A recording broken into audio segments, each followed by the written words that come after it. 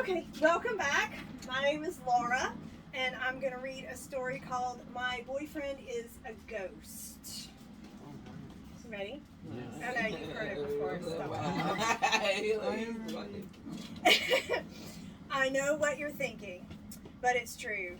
What I'm about to tell you is happening. I'll start at the beginning. My boyfriend James was handsome, kind, and a gentleman of the highest order, but he's a ghost. He can't see me. He can't even hear me when I tell him I love him. I watch him come home at the end of the day and collapse into the old leather sofa. Lately, he just sits and stares with a blank expression on his chiseled face. He wasn't always a ghost, you see. We used to go to the fair together. He would come to my house for dinner and was kind to my mother. He would hold my hand or give me his coat when I got cold. But now, when I reach for him, my hand passes right through him. He does not reply when I speak to him. I'm not sure when it happened. Time is a funny thing. It feels like it was just yesterday when he became a spirit, but I notice the house changing. Dust collects on the surfaces of the bookcase. The door frame creaks more often than it used to, but I do remember what happened. We were riding home from the fair in the big buggy pulled by his horse Montague. We rode on the dirt path when the horse was spooked by something in the woods. He took off like a shot, and the buggy bounced and jerked every which way. I held on to the seat as tight as I could. James jostled the reins and called out for Montague to stop, but the horse kept jumping and pulled the buggy down on its side. I lay in the woods several feet away. I pulled myself up and investigated the scene. James lay pinned beneath the buggy. It was a real mess. I tried to pull him out, but his formless body turned to smoke in my grasp. I called his name and begged him to wake up, but he lay motionless. I howled and cried. Montague finally came to a rest in a clearing nearby, no longer tethered to the cart.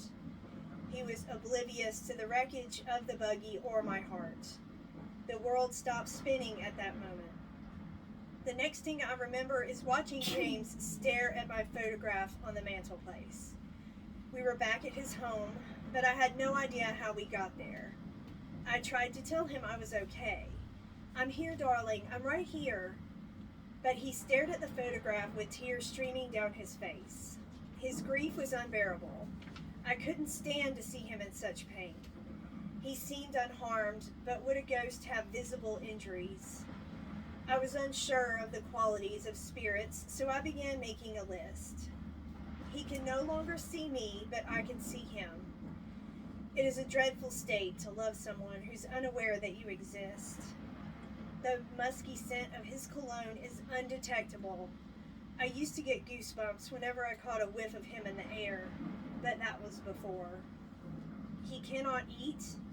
I haven't seen him consume a single bite since the accident. Come to think of it, neither have I. Time is uncertain and finicky. I've lost track of the minutes, hours, or even days. It must be fall because the trees outside the window are beginning to turn beautiful shades of amber and burnt orange. I cannot bear to go outside. I haven't left the house since it happened. I no longer crave the breeze on my face or the feel of the soft ground beneath my feet. I cannot touch him. I cannot wipe the tears from his cheek. I cannot hold his hand. He does not reach for me when I am near, so I know he cannot see me. The grief we feel grows like wildfire. It consumes the house as if it is a spirit unto itself. The air is thick with sadness. I crave the sound of his laughter. He has a hearty chuckle that tickles my heart whenever I hear it, but that was before. I continue to experiment with our condition, but nothing makes sense. I watch him come and go, cry and sleep, never eating or enjoying his hobbies. Just now, I tried to adjust my photograph on the mantle. He put it face down, unable to gaze into my face another second. But when I try to write it again, my hand refuses to reach the frame. I stare at my arms, my torso, and look down at my feet. But the hem of my dress hovers over the floor. I sway and twirl, and my dress moves gracefully through the air, but my feet no longer pirouette or revolve beneath me. I reach for the photograph once more, only to be met with empty air between my fingers. He wails and bawls in his chair. His pain is pure and rotten all at once. He grips his belly and draws himself inward as if stabbed. I sit as close to him as I can without passing through his figure. Darling, darling! He raises his head and his tears drop from his chin.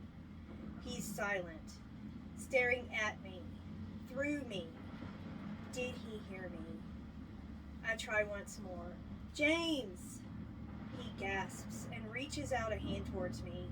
He remains a solid being, but my visage disappears as he grazes by my face. He shrieks. Fear envelops him like smoke from a bonfire. His eyes bulge and his pallor is blanched white. He stumbles toward me. He screams my name in agony, and I try to catch him as he falls helplessly to the floor. Was it me? This whole time, he lives unaware of my presence right under his roof, at his feet, in his wake like an unseeable essence. James! I cry out to the heavens. He lays dead at my feet, or where my feet would be were I not floating. I'm floating. I'm unseeable. I'm the ghost. Oh dear, this is my fault. I'm haunting him.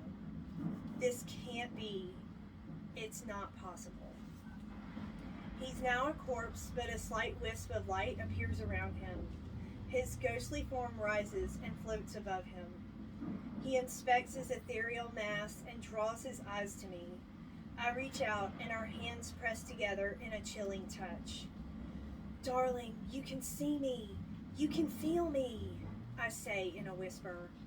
I'm here. You're here. That's all that matters, he replies.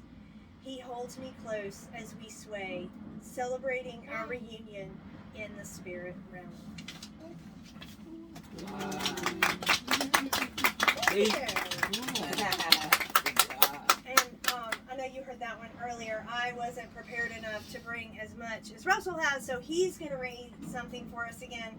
Russell Holbrook, everybody. Oh, thank you. Well, luckily,